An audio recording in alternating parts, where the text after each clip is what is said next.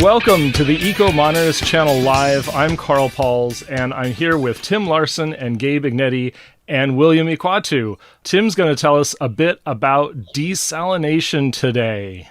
You're acquainted with the nuclear power plant at Diablo Canyon, and they actually have some kind of a desalination facility. A lot of people claim that that can basically give fresh water to all of California. Is that true? Oh, no, that's far from the truth. Unfortunately, the desalination plant at Diablo Canyon is only for the needs of the plant.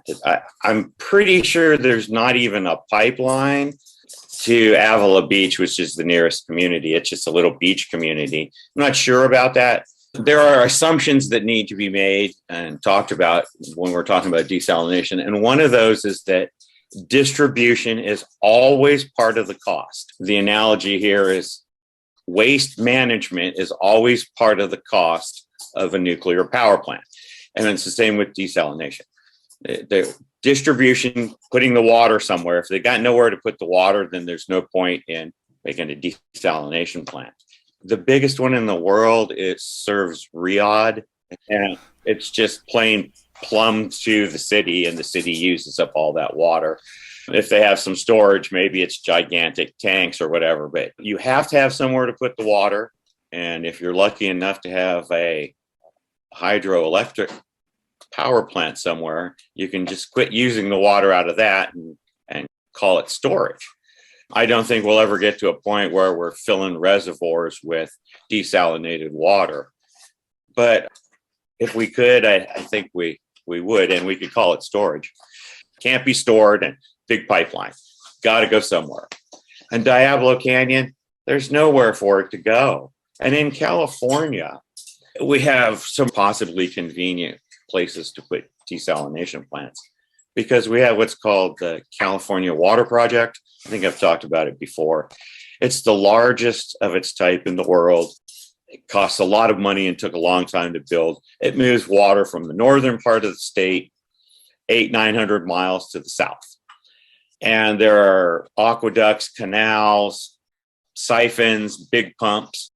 The vast majority of California's water, including agriculture, moves through one spot in Los Banos through a giant set of pumps. And if we can get water to the middle of the state, we could basically take care of agriculture. But I don't really see an easy way to do that. So I think desalination is going to have to be on a smaller regional basis where we can get the water into the distribution system directly, and we don't have to pump it into a reservoir or put it into a canal and move it any great distances. Now, what I'm thinking about here is that let's say we built a nuclear reactor on the coast of some African country and wanted to do some desal too. Electricity, we can get that to the people. We can move that great distances.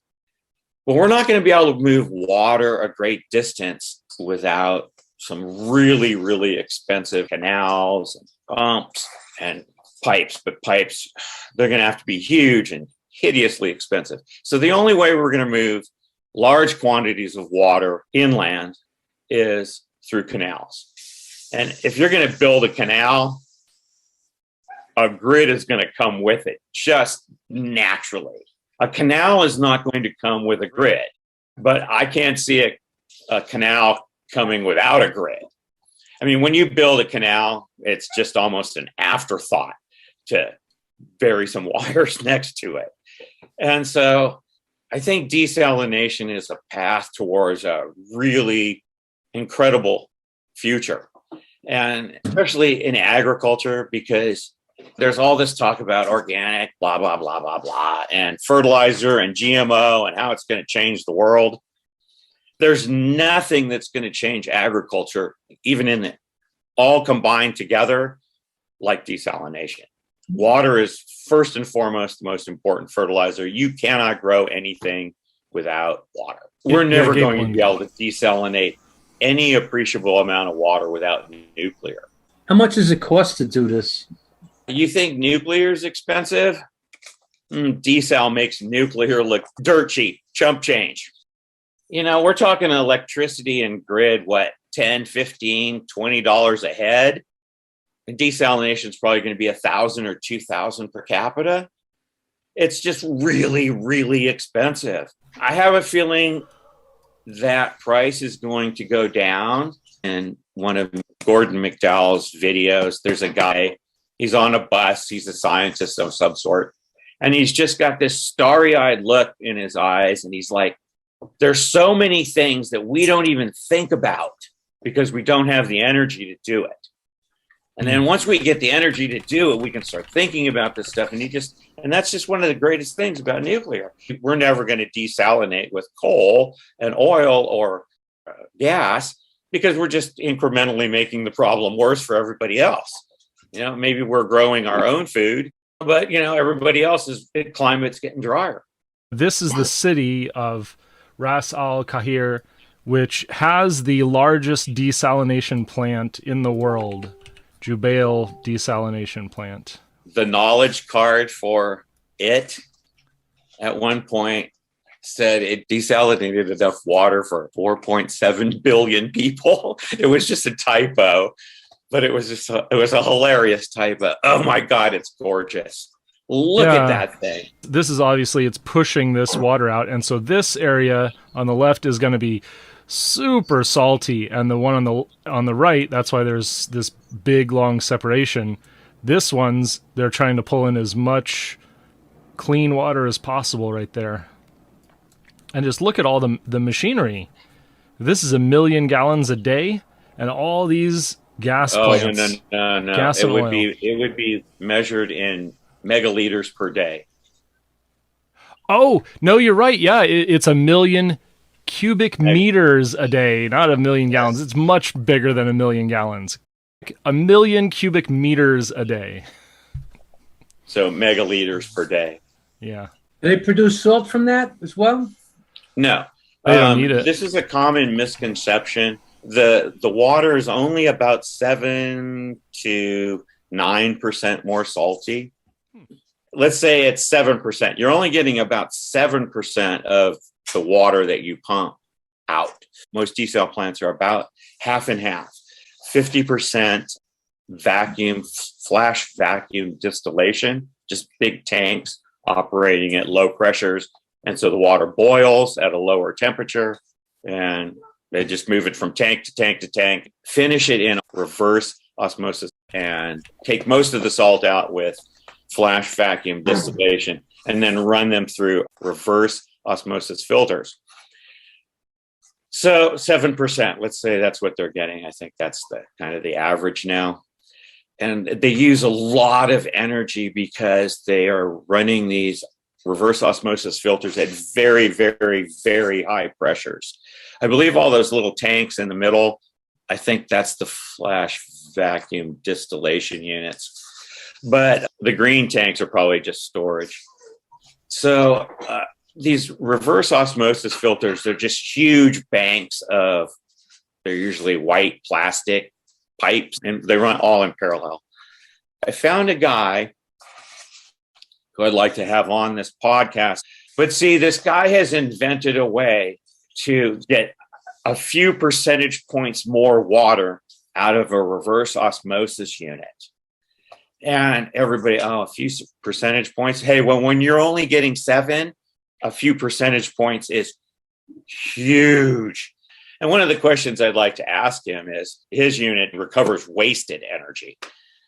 I was wondering if they were powered by nuclear, if it would save any capital costs, not putting in the energy recovery units, because they're just so hugely expensive and they have to recover this energy because they need it. But if energy was a lot cheaper, could they get away with not running energy recovery units, thereby lowering the capital cost by a lot?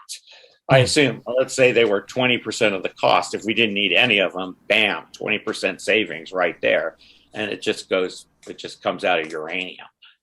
What's this run on, Ted? Yeah, I think this one actually does run on oil. Saudi Arabia, it does run on oil. But they have gas too, right? You can't get one without getting the other. If you pump up oil, you get some gas, and if you pump up gas, you get some oil, especially in these shale formations. And that's why there is this price and supply link between gas and oil, especially in America. So you get methane, and the methane's natural gas, and then you get, all the rest of the hydrocarbons. They're running a combined cycle gas turbine. That's a good question. Those are combined cycle gas units, and I think I know what kind they are. They look like Siemens. Yeah. Interesting. That's what those are. Yeah, now that you mention it, I think those kind of look similar to the gas units down at Turkey Point, too.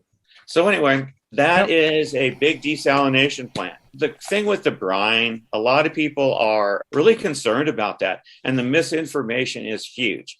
Just recently on our local newscast, lady said that the brine return was 50% more salty, which would basically be killing sea life. They're having problems here, even at this plant, though, because they don't get enough circulation. But they're finding out that there are creatures that actually like a little bit saltier of an environment. I don't think it's an unsolvable problem. The problem that we have on the earth is that the oceans are becoming too diluted with fresh water, which threatens the Gulf Stream. And more desalination is a good counteractant to that. Well, the fresh water is from the melt off the Antarctic continental shelf. Well, actually, both poles, Greenland. Yeah, that's true. Yeah, all the big glacial melts are adding a lot of fresh water to the ocean. Too much. It's already destabilizing the Gulf Stream already, I understand. Yeah, I've heard that also. Yeah. And even more serious is that the jet stream has been destabilized because of our temperature fluctuations, and the temperature of the water in the Arctic is not as consistent throughout the year. So you get the wobbly jet stream. Apparently there is some problems with circulation, and the heat that comes out of Diablo Canyon is immeasurable a quarter of a mile out. And I have a feeling that the brine would sort of be the same way. Now, here's another thing about desalination plants. They treat brackish and wastewater at higher efficiencies than salt water. Salt water is the hardest thing to do. And so if they have a wastewater treatment plant, all they have to do is run a long pipeline out there to where the inlet is and put them real close together. A little bit of saltwater gap, and boom. Don't tell anybody you're recycling wastewater. But at some point, if the world is really into this, we'll be returning as much treated wastewater to the ocean as was originally taken out. How clean is that wastewater once it's filtered? Treated wastewater, like they put down the geysers, I don't think it's not safe to drink because of bacteria. But I mean, it's visually indistinguishable from drinking water. Frankly, it's not chlorinated and it's not UV, but they're just pumping it down into the geysers. I wonder if they are doing that here, Tim, because if you look, there's this long canal and it gets divided at one point. And so I wonder if this is wastewater treatment. And there's another outlet over here. I think you could be right that this might be desal and wastewater treatment. And then at some point when we get people to actually accept that we're not drinking pee, none of the yellow comes through, we can just start recycling. And frankly, here in California, we've just had it up to here with the drought, and I'm just sick of it. I'm paying new desalination prices for drinking water just to water my garden. Me and all people in Northern California, we've easily paid for our desalination plants with our water bills. Could desalination in Southern Cal just overcome that problem if you built some big... I've been told that 12 big reactors the size of San Onofre could desalinate enough water for all of California, including agriculture. And back to hydro, the California Water Project, as much electricity as it produces, it was not built for that at all. It was built to control floods, especially in and around Sacramento. That is first and foremost. And it saves millions of lives every year. Lives and property every year, except for these last few years when we've had these droughts. Then storing water for agriculture so we can grow crops to feed the nation. Okay, let's say you built the 12 reactors. You could correct me if I'm wrong. I can imagine if they would be able to stop and start from the desal and just go to straight electricity in order to load follow, right? Or no? That's a perfectly good way to do it. So there it is on the left. This is the reality of water in this part of the world. And we're looking at things like in the UAE here, Baraka nuclear power plant is right here. Unit 3 is online. One of them is like the second to last one is about to be grid connected. And then the last one, they're training up the staff so that they can go into service. I think it's down around 1.69 days per megawatt. It's That's amazing. Phenomenal. And that is waiting for the labor force. That's the number one thing right now is just, you need the labor force to manage this. So, what would we do if we actually started 1 gigawatt plant per month around the world in say 4 different places around the world? We would need to train so many people to run nuclear power plants. It would overtake software engineering as probably the best job for a young upcoming engineering professional. A lot of these staff could come from other power industry sectors like coal or gas. So it wouldn't necessarily be new people. It would be retraining people who already, who are transitioning over. And we call that a just transition.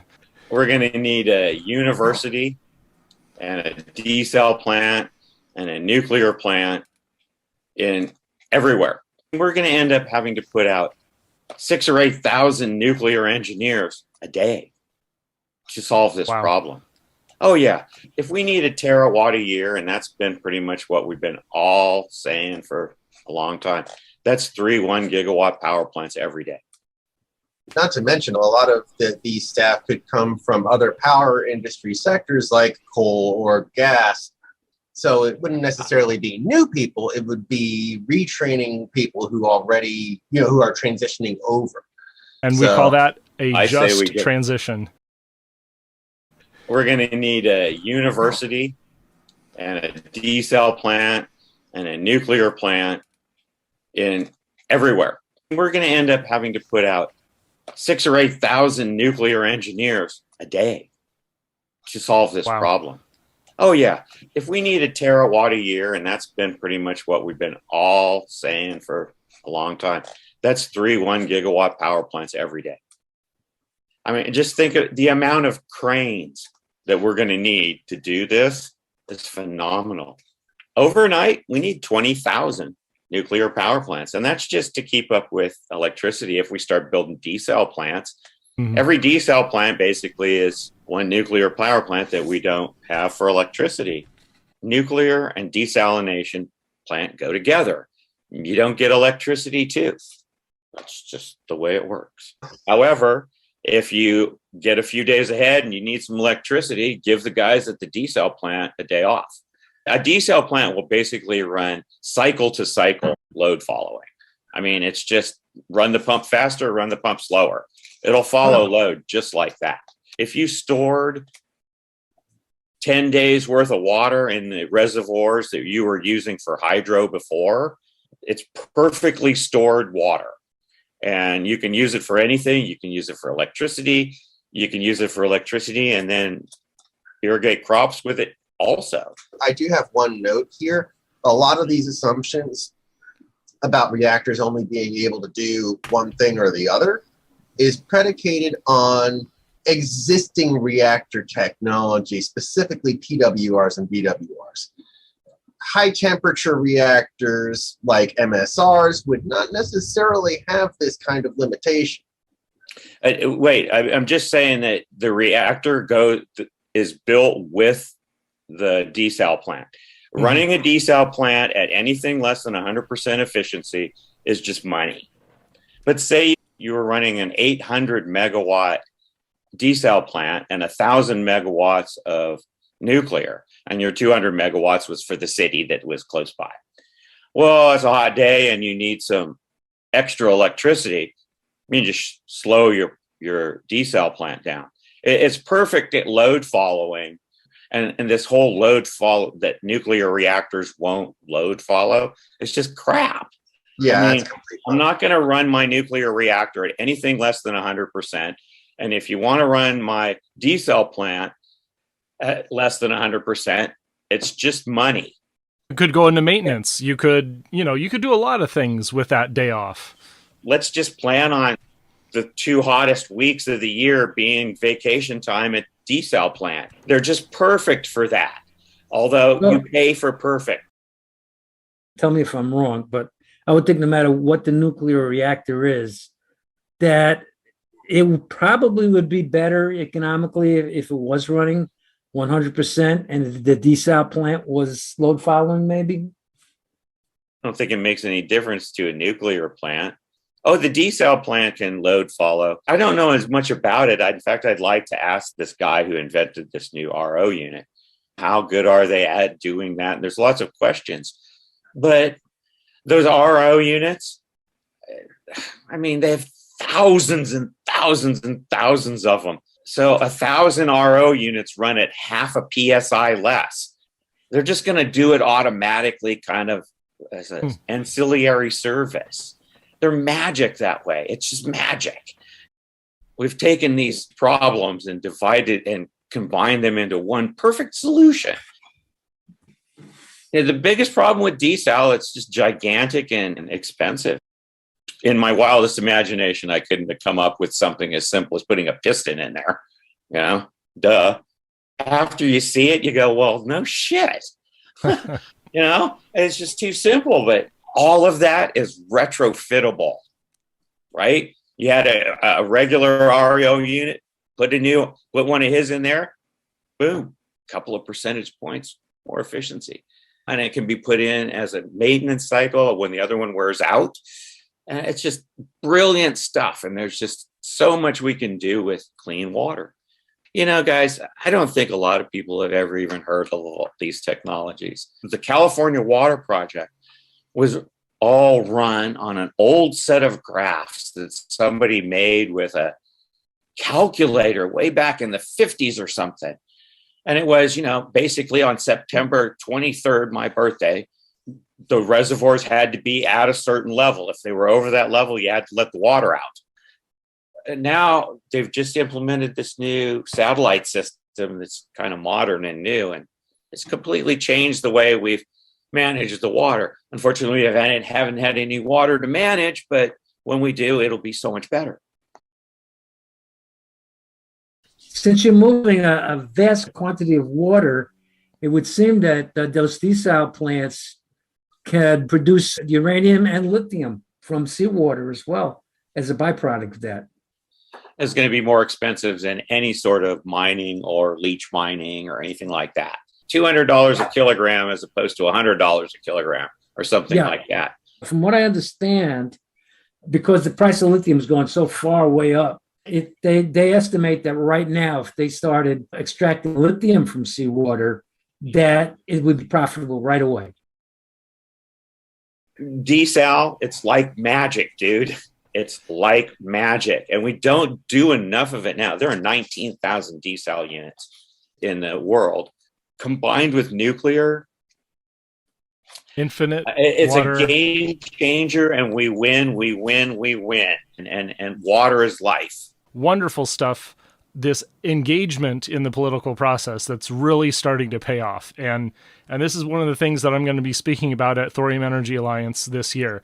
So be sure to check for the Thorium Energy Alliance tickets. We're going to have a day of celebration of success and training to activate more nuclear activists, thanks to Generation Atomic and all sorts of wonderful advocates like Alyssa Hayes, I think, are going to be there. It's just tremendous stuff to look forward to. This is the Ecomodernist channel live. You can find us here on Twitch at Soyaddle. Soyaddle.tv will redirect you right there. You can also find us on the Ecomodernist channel on YouTube, on the Ecomodernist Society of North America on Facebook. And of course, you can find us at esna.earth. And thanks everyone, of course, our valued commentator, Tim Larson, and Gabriel Ignetti and William Ikwatu. Thanks so much for showing up.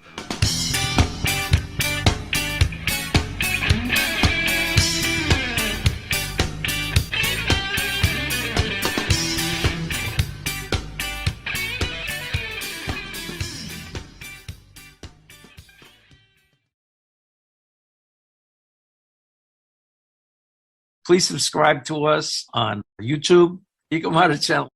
Also to subscribe to us on Twitter and Facebook, Ecomodernist Society of North America. And online at https://esna.earth.